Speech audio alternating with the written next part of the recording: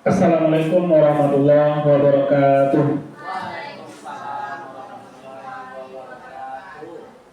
Alhamdulillahirabbil alamin. Wassalatu wassalamu ala asrofil anbiya'i wal mursalin wa ala alihi washabihi rasulillahi ajma'in. Puji dan syukur marilah kita ucapkan atas kehadiran Allah Subhanahu wa taala yang telah melimpahkan rahmat dan nikmatnya kepada kita bersama. Selawat beriringan salam tidak lupa pula kita kirimkan buat junjungan kita yang mulia Nabi Muhammad sallallahu alaihi wasallam.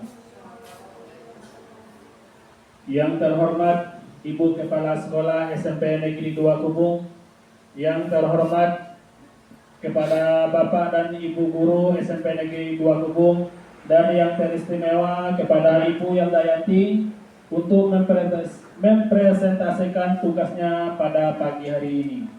Nah, yang berjudul tugas modul rencana tindak lanjut RTL tentang PKG PJOK. Nah, sebelum kita mulai acara kita, sebelum Ibu Yanti mempresentasikan tugasnya, marilah kita minta sambutan kepada Ibu Kepala Sekolah terlebih dahulu. Kepada Ibu Kepala Sekolah kita persilahkan dengan segala hormat. Bismillahirrahmanirrahim. Assalamualaikum warahmatullahi wabarakatuh. Waalaikumsalam warahmatullahi wabarakatuh. Alhamdulillah, puji syukur kehadiran Allah yang telah memberi karunia kepada kita semua sehingga dapat melaksanakan tugas pada hari ini. Selawat beriring salam tak lupa kita kirimkan kepada Nabi besar Muhammad Sallallahu Alaihi Wasallam. Beliau telah membawa umat ke arah yang lebih baik seperti yang kita rasakan pada saat ini. Mudah-mudahan kita selalu berpegang teguh kepada dua pusaka yang beliau tinggalkan, yaitu Al-Quran dan hadis. Yang kami hormati Ibu Wakil Kepala Sekolah, yang kami hormati Ibu Iyet selaku peserta PKG PJOK pada tahun 2024, terusnya kepada Bapak Ibu Majelis Guru beserta pegawai tata usaha. Pada hari ini adalah merupakan hari baik di mana pada hari baik ini Ibu Yelda Yanti akan menyampaikan rencana tindak lanjut dalam PKG PJOK. Mudah-mudahan nanti akan ada rencana-rencana yang dapat membantu kita di dalam pelaksanaan setiap kegiatan, terutama PKG ya. Di sini tentu kita berharap berubahnya mindset kita di dalam pembelajaran, bahwa setiap apa yang kita rencanakan, laksanakan, tindak lanjutnya ada, sehingga segala yang kita laksanakan itu ada nanti sampai evaluasi akhir. Maka di sanalah kita bisa berubah menjadi lebih baik. Mudah-mudahan dalam pelaksanaan rencana tindak lanjut ini dapat membuahkan hasil yang baik, dan kami berharap juga kepada Ibu Yelda Yanti semangat terus dan mudah-mudahan berhasil menyelesaikan tugas ini dengan baik. Mungkin hanya itu yang perlu disampaikan. Kami sudahi dengan wabillahi taufik wal hidayah. Assalamualaikum warahmatullahi wabarakatuh.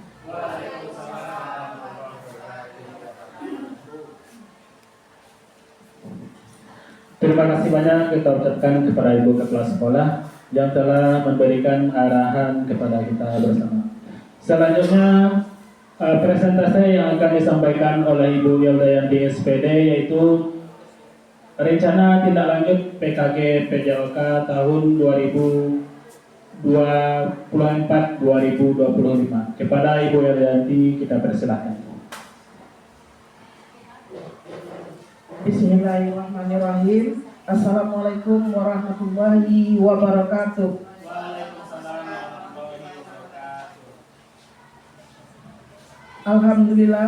Alhamdulillahirabbil alamin. Wassalatu wassalamu ala asrofil anbiya'i wal mursalin wa ala alihi wa sahbihi rasulillahi ajmain.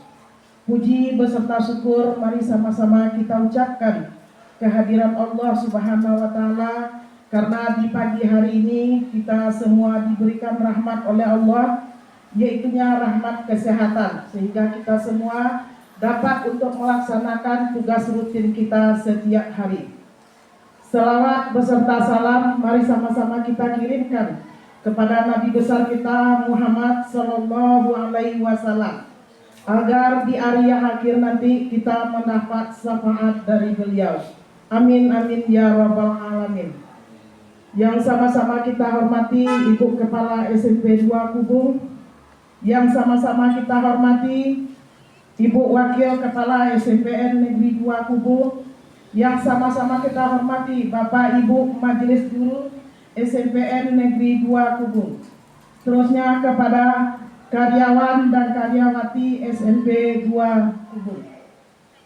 Terima kasih banyak saya ucapkan kepada bapak-bapak, ibu-ibu yang sudah menghadiri kegiatan terakhir saya dalam mengikuti PKG PJOK yang dilaksanakan oleh BGP Sumbar. Tugas ini bertujuan yang pertama adalah untuk meningkatkan prestasi saya sebagai guru olahraga dalam melaksanakan tugas sehari-hari di sekolah. Yang kedua, kami diminta untuk bisa mengangkat suatu kegiatan di sekolah sesuai dengan pembelajaran yang berbasis sport education model. Sebenarnya pembelajaran ini sudah biasa kita laksanakan di sekolah, tapi hari ini saya memperbaiki sesuai dengan ilmu yang saya dapat. 3 bulan saya melaksanakan PKG PJOK yang dilaksanakan oleh BGP Sumbar. Tugas saya ini berjudul tugas modul 3 tentang rencana tindak lanjut atau RTL PKG PJOK gelombang 2 kelas 001 Kabupaten Solok yang dilaksanakan oleh BGP Sumbar. Rencana tindak lanjut atau RTL modul 3 ini yaitu menggerakkan komunitas belajar dan rancangan pembelajaran yang berbasis proyek atau sport education model. Yang saya angkat judulnya di sini adalah turnamen futsal antar SD Sekenegarian Kota Baru Kecamatan Kubung. Latar belakang saya mengambil judul ini adalah karena kegiatan ini merupakan kegiatan rutin sekolah kita yang kita jadikan dalam Gebiar SMP 2 Kubung. Sekaligus saya mengevaluasi beberapa tahun kegiatan kita yang sudah kita laksanakan, kemudian saya mencari titik lemah dari kegiatan kita dan menjadikan untuk kegiatan kita yang akan datang lebih bagus lagi dari kegiatan yang sudah kita laksanakan sebelumnya. Adapun latar belakang dari kegiatan ini adalah pendahuluannya, permainan futsal ini adalah cabang olahraga sepak bola yang dimainkan di dalam ruangan dengan menggunakan bola kecil. Olahraga ini semakin populer di Indonesia, baik di kalangan anak-anak, remaja, hingga dewasa. Futsal memiliki banyak manfaat, antara lain meningkatkan keterampilan motorik, kerjasama tim, kebugaran jasmani. Oleh karena itu, futsal menjadi bagian dari kegiatan ekstrakurikuler di SMP Negeri 2 Kubung, terutama dalam konteks pendidikan pembelajaran olahraga. yang selalu setiap tahun dijadikan sebagai program sekolah dalam bentuk kegiatan gebiar sekolah dalam turnamen futsal antar SD yang ada di Kenegarian Kota Baru. Peran pendidikan jasmani dalam pengembangan olahraga futsal ini adalah pendidikan jasmani, olahraga, dan kesehatan di sekolah memiliki peran yang sangat penting dalam mengembangkan bakat dan minat siswa di berbagai cabang olahraga. Salah satunya yaitu olahraga futsal. Pembelajaran futsal dalam konteks PJOK bukan hanya untuk mengajarkan keterampilan teknis, tetapi juga untuk membangun sikap sportivitas, kerjasama tim, serta pemahaman tentang pentingnya pola hidup sehat di kalangan remaja, sehingga remaja terhindar dari hal-hal yang banyak mempengaruhi mereka di zaman sekarang ini. Yang ketiga, peningkatan kualitas pembelajaran futsal. Di tengah pesatnya perkembangan olahraga futsal, penting bagi para pendidik untuk memiliki kemampuan yang baik dalam mengajarkan futsal kepada siswanya. Salah satu cara untuk mencapai hal ini adalah dengan mengikuti pelatihan atau kursus yang diselenggarakan oleh PKG, Pusat Kegiatan Guru, yang bertujuan untuk meningkatkan kualitas pembelajaran PJOK, termasuk pembelajaran permainan futsal di sekolah-sekolah. Tujuan program ini adalah program futsal ini diselenggarakan di SMP 2 Kubu di komunitas olahraga yang memiliki berbagai tujuan yang dapat meningkatkan kemampuan teknis, fisik, mental, dan sosial seluruh siswa sekolah dasar. Berikut adalah tujuan utama dari program ini. Yang pertama yaitu untuk meningkatkan keterampilan teknik dalam bermain futsal, yaitu penguasaan teknik dasar, peningkatan kemampuan taktis. Yang kedua, meningkatkan kebugaran fisik, yaitu kondisi fisik yang lebih baik dan pengembangan kesehatan. Yang ketiga, meningkatkan kerjasama tim dan sosialisasi, yaitu kerjasama dalam tim dan pengembangan sosial dalam bermasyarakat dan berteman. Yang keempat, membangun karakter dan mentalitas yang kuat, yaitu menciptakan disiplin yang baik antara pelajar dan mental juara dalam pertandingan. Yang kelima, meningkatkan prestasi olahraga, yaitu pembinaan bakat, kompetisi sehat. Yang keenam, pendidikan nilai-nilai sportivitas, yaitu menghargai lawan dan hakim atau wasit, kemudian kepemimpinan dalam pengambilan keputusan.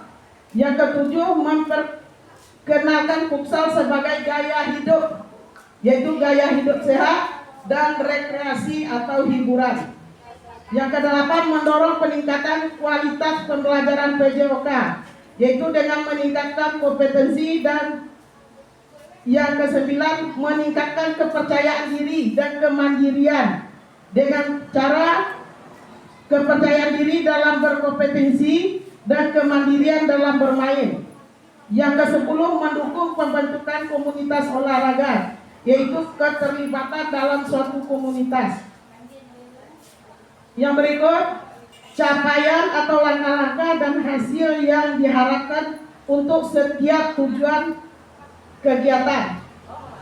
Yang pertama, meningkatkan keterampilan teknis futsal siswa sekolah dasar.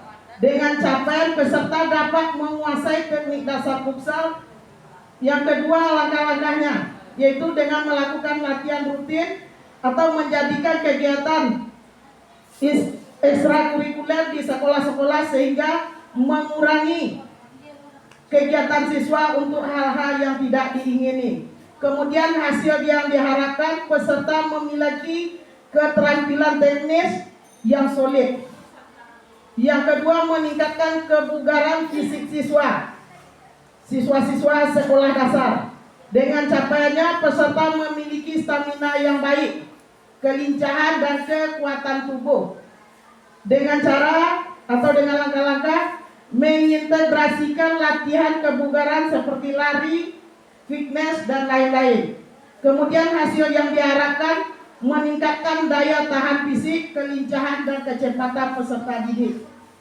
Yang ketiga, peningkatan kerjasama tim dan sosialisasi siswi sekolah dasar. Dengan capainya peserta dapat berkolaborasi dengan baik dalam tim dengan cara menerapkan latihan berbaris setiap tim. Kemudian hasil yang diharapkan peningkatan kerjasama dalam tim masing-masing sekolah. Yang keempat, membangun karakter dan mentalitas yang kuat siswa-siswa sekolah dasar. Dengan capaiannya peserta dapat menunjukkan sikap disiplin, tanggung jawab, dan kerjasama. Dengan langkah menyertakan sesi motivasi, diskusi tentang nilai-nilai sportivitas sesama pemain. Dengan hasil yang diharapkan peningkatan disiplin, percaya diri sesama peserta. Yang kelima, meningkatkan prestasi olahraga pada siswa sekolah dasar. Dengan capaiannya peserta dapat berkompetisi dengan baik di tingkat lokal maupun regional. Dengan hasil yang diharapkan pencapaian prestasi baik individu maupun secara tim. Yang keenam, meningkatkan kualitas pembelajaran PJOK di sekolah dasar. Dengan capaiannya, guru PJOK mampu mengajarkan futsal dengan metode yang efektif sesuai dengan kebutuhan siswa. Dengan langkah-langkah memberikan pelatihan untuk guru termasuk workshop tentang pembelajaran futsal di sekolah-sekolah. Hasil yang diharapkan guru PJOK lebih kompeten dalam mengajarkan permainan futsal di sekolah-sekolah. Yang ketujuh, mendorong peningkatan kepercayaan diri dan kemandirian siswa sekolah dasar. Dengan capaiannya, peserta merasa lebih percaya diri dalam kemampuan individu dan kemandiriannya. Dengan langkah-langkah memberikan kesempatan bagi peserta didik untuk memimpin, untuk berlatih, dan untuk bisa menjadi wasit. Hasil yang diharapkan peserta didik lebih mandiri dalam bermain. Kemudian yang berikut struktur program dan rekan sejawat dalam komunitas belajar. Rekan sejawat dalam komunitas belajar. Tujuan rekan sejawat adalah yang pertama untuk mendorong umpan balik. Yang kedua, meningkatkan keterlibatan peserta dalam proses belajar. Yang kedua, proses rekan sejawat, yaitu sebagai observasi teman sejawat. Yang kedua, diskusi refleksi. Yang ketiga, pemberian umpan balik positif dan konduktif. Kemudian self assessment. Yang ketiga, manfaat rekan sejawat, yaitu untuk meningkatkan keterampilan sosial. Yang kedua, refleksi diri. Dan yang ketiga, peningkatan kualitas pembelajaran. Berikut pernyataan tentang kapasitas yang dimiliki sekolah. Kapasitas yang dimiliki oleh SMP Negeri Buah Kubung untuk menyelenggarakan program futsal sangat tergantung kepada beberapa faktor utama, seperti fasilitas, sumber daya manusia, kemudian jumlah peserta yang dapat dilibatkan dalam kegiatan tersebut. Dan berikut adalah beberapa pernyataan yang menggambarkan kapasitas yang dimiliki oleh sekolah atau kelas dalam mengelola program permainan ini. Yang pertama itu kapasitas fasilitas, yaitu seperti lapangan, peralatan, dan ruang ganti yang dimiliki sesuai dengan standar kebersihan. Yang kedua, kapasitas sumber daya manusia.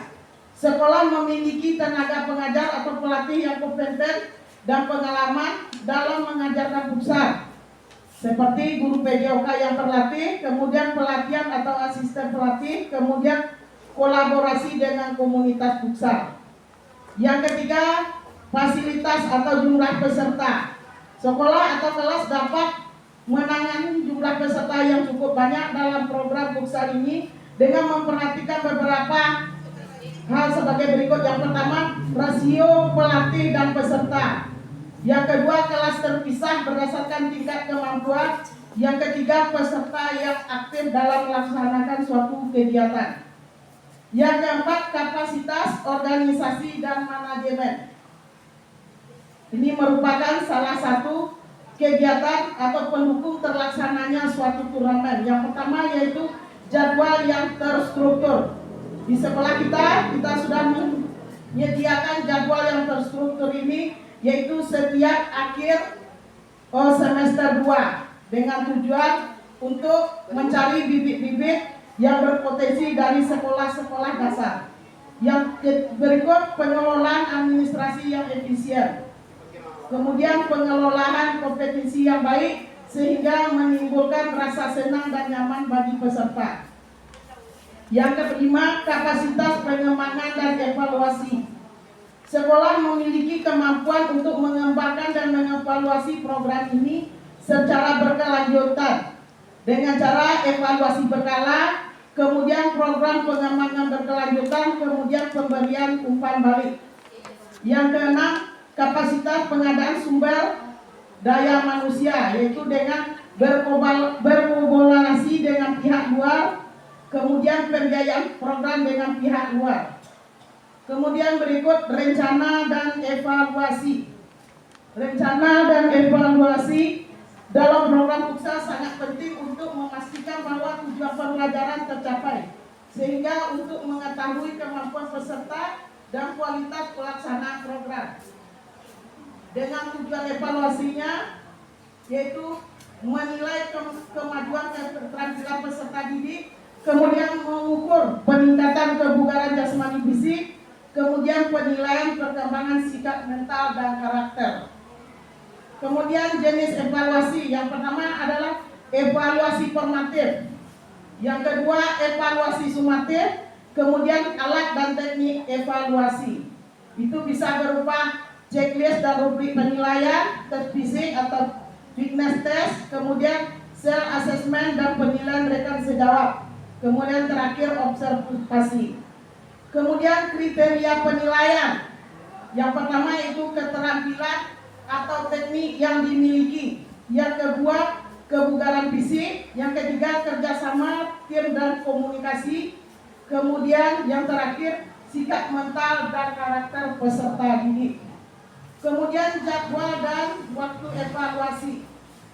Evaluasi formatif dilaksanakan secara berkala, sedangkan evaluasi sumatif itu dilakukan pada akhir setiap tahap kegiatan. Kemudian yang terakhir umpan balik dan tindak lanjut, yaitu pemberian umpan balik. Setiap peserta mendapatkan umpan balik baik secara individu maupun secara kelompok. Kemudian tindak lanjut pengembangan secara tindak lanjut. Kemudian kemungkinan atau tantangan yang akan mungkin terjadi selama kita melaksanakan kegiatan. Pelaksanaan program PUKSA di sekolah atau komunitas olahraga tentu menghadapi berbagai tantangan yang bisa mempengaruhi efektivitas dan kelancaran kegiatan. Kemungkinan atau tantangan yang akan terjadi itu yang pertama fasilitas dan peralatan yang terbatas. Kemudian kurangnya waktu latihan dan jadwal yang padat. Yang ketiga, kurangnya pengalaman atau kompetensi yang dilakukan dalam pelatihan. Yang berikutnya, kurangnya motivasi dan partisipasi peserta. Yang keenam, keterbatasan dalam akses ke kompetisi atau turnamen. Yang kedelapan, ketidakseimbangan dalam sikap dan karakter. Terima kasih, hanya itu yang dapat saya sampaikan dalam tugas terakhir PKG saya.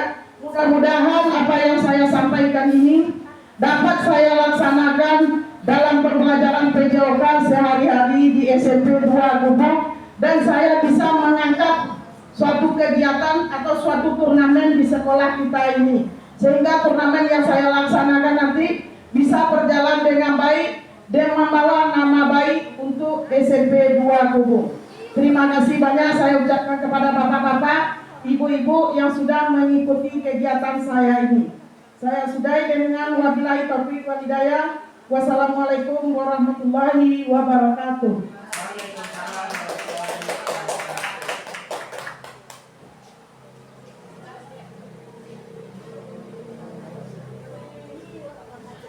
Terima kasih kepada Bu Yaldianti yang telah menyampaikan presentasinya di hadapan kita bersama. Dan selanjutnya kita akan masuk ke sesi tanya jawab.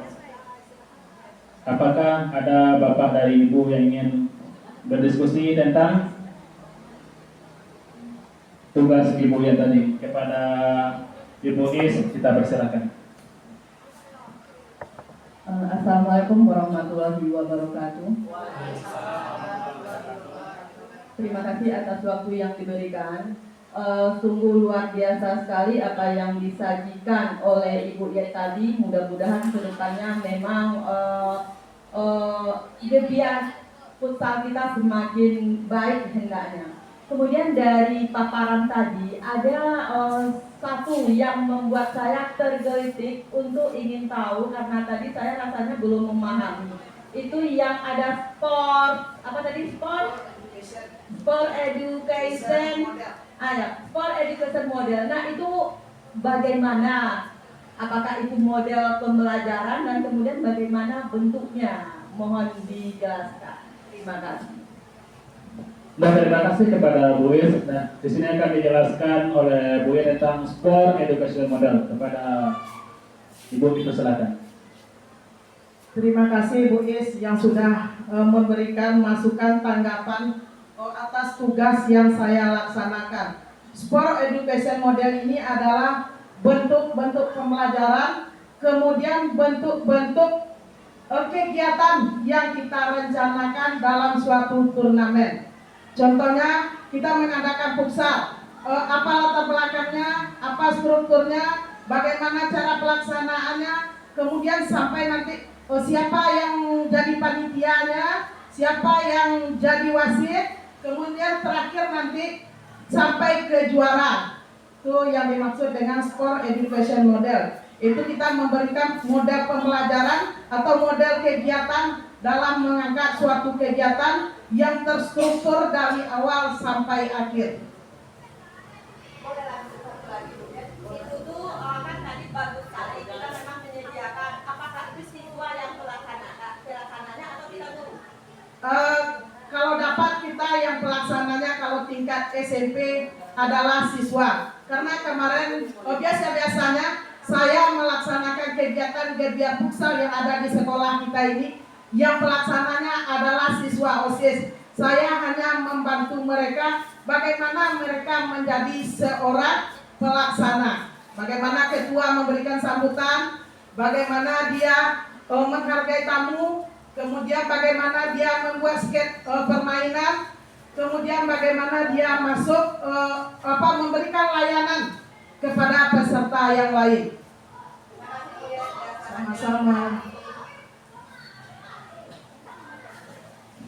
Dan terima kasih kepada Bu Dian yang telah menjelaskan. Jadi sport education model itu adalah suatu proses atau suatu rancangan pembelajaran atau di mana dari rancangan tersebut dan tersusun segala kepenelitiannya dari awal pelaksanaan sampai ke akhir pelaksanaan. Begitu ya Bu Dian. Ya.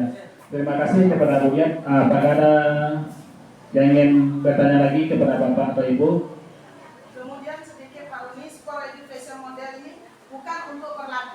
Kegiatan olahraga saja. Ini bisa kita lakukan nanti di seluruh cabang gebiar kita yang ada di sekolah, sehingga kita membuat struktur yang bagus yang kita utamakan siswa-siswa kita yang pelaksana agar mereka menjadi mandiri di masa yang akan datang. Kita hanya sebagai pembantu aja.